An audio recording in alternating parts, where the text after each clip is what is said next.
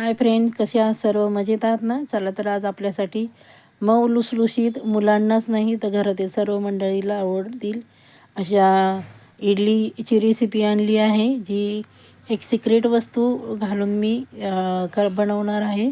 त्यासाठी आपण ना सोड्याचा इथे वापर केला नाही, इनोचा वापर केला आहे, तरी पण आपली छान अशा इडल्या तयार होतील.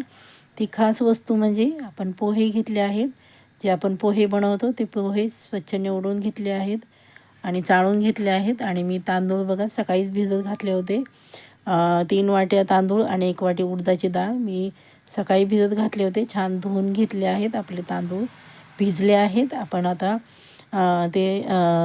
मी इथे रेशनच्या तांदळाचा वापर केला आहे. दोन्ही पण मिक्स भिजत घातला आहे.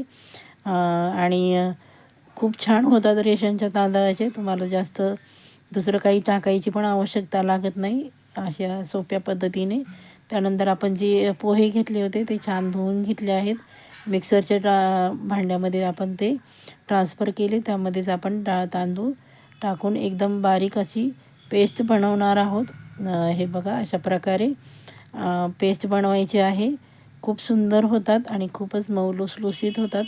मी मिश्रण सर्व जे डाळ तांदूळ आहे ते वाटून घेतले आहेत. त्यामध्ये आपण चवीप्रमाणे मीठ, मी रात्रीच मीठ त्यामध्ये घालून छान असं हलवून झाकून ठेवणार आहे. आणि आपण सकाळी त्याच्या छान अशा इडल्या बनवणार आहोत. सकाळी बघू शकता आपलं पीठ छान बघा किती छान फुललं आहे आणि फ्लफी पण झालं आहे.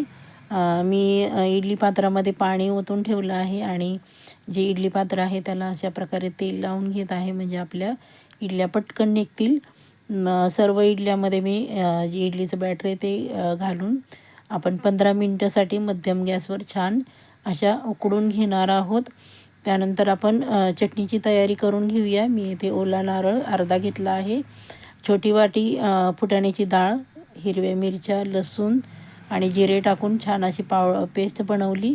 त्यानंतर आपण तडका देणार आहोत. त्यामध्ये मोहरी, जिरे आणि हिंग टाकला आहे. तुमच्याकडे कढीपत्ता अवेलेबल असेल तर तुम्ही कढीपत्ता पण घालू शकता. आणि आपण छान अशी त्याला बघा फोडणी दिली आहे आपल्या चटणीला. तुम्हाला जशी घट्ट पातळ हवी आहे त्या प्रमाणात तुम्ही बनवू शकता. त्यानंतर मी चवीप्रमाणे त्यामध्ये मीठ घातलं आहे. तुम्ही इथे दह्याचा पण वापर करू शकता. माझ्याकडेच दही अवेलेबल नव्हतं म्हणून मी दही टाकलं नाही आहे. छान अशी आपली बघा चटणी तयार झाली आहे. आमच्याकडे अशाच प्रकारे थोडीशी पातळ चटणी लागते. तोपर्यंत आपण इडली बघूया. बघा किती सुंदर फुलली आहे. येथे आपण ना सोड्याचा वापर केला नाही इनोचा वापर केला आहे. बघू शकता आपल्या इडल्या किती सुंदर झाल्या आहेत आणि त्याला जाळी पण किती सुंदर सुटली आहे. चॅनलला आपण अजूनही सबस्क्राईब केलं नसेल तर चॅनलला सबस्क्राईब करून घ्या. बेल आयकन प्रेस करून घ्या, जेणेकरून प्रत्येक येणाऱ्या नवीन व्हिडिओचं नोटिफिकेशन तुम्हाला लगेचच मिळेल. ज्या की रेसिपी आहे त्या खूप साध्या, सिंपल आणि टेस्टी असतात.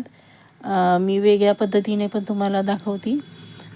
हे ते बघू शकता आपण किती आपली इडली बघा किती सॉफ्ट झाली आहे आणि किती त्याला छान अशी जाळी सुटली आहे. मी तुम्हाला तोडून दाखवते. बघा किती सॉफ्ट झाली आहे आपली इडली. आपण ती चटणीबरोबर खाऊ शकता, सांबारबरोबर खाऊ शकता. एवढी अशी अप्रतिम चवीची इडली, जिथे आपण सोड्याचा वापर केला नाही की नाही इनोचा वापर केला आहे. एवढ्या टेस्टी आणि खूप सॉफ्ट, मुलांसाठी हेल्दी अशी आणि कमी तेलाचा वापर केलेला आहे. आपण इथे फक्त इडली पात्राला तेल लावलं होतं. अशा प्रकारे करून बघा. आणि रेसिपी जरा जरी आवडली तर चला तर मग पटकन एक लाईक करा, छानशी कमेंट करा, तुमच्या मित्रमैत्रिणींमध्ये शेअर करा आणि हाईप करायला अजिबात विसरायचं नाही. माझा व्हिडिओ आवडला असेल तर पटकन शेअर करा, लाईक करा आणि व्हिडिओ शेवटपर्यंत पाहता त्याबद्दल धन्यवाद.